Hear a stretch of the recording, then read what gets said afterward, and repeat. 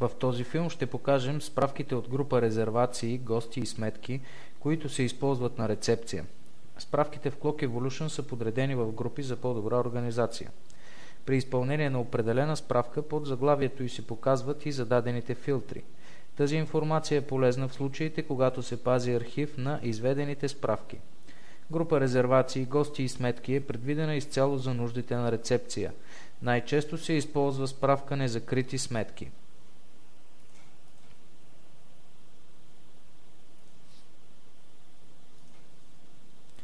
Незакрити сметки. Справката показва в коя стая и номер на резервация има неплатени начисления към момента на пускане на справката, както и стойността на тези начисления.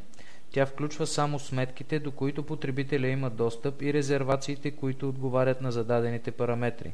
За да изпълните справката, отворете меню Справки, Справки, група резервации, гости и сметки, незакрити сметки.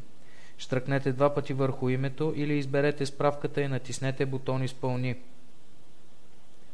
Изберете дали справката да включва изтекли заминавания, заминаващи днес, заминаващи утре, други заминавания и/или кредитни сметки. Натиснете бутон Print. Справката се изпълнява на екрана. За да отпечатате справката на хартия, натиснете Print. За да експортирате справката във файл, натиснете бутон Експорт. Това бяха справките от група резервации, гости и сметки, които се използват на рецепция.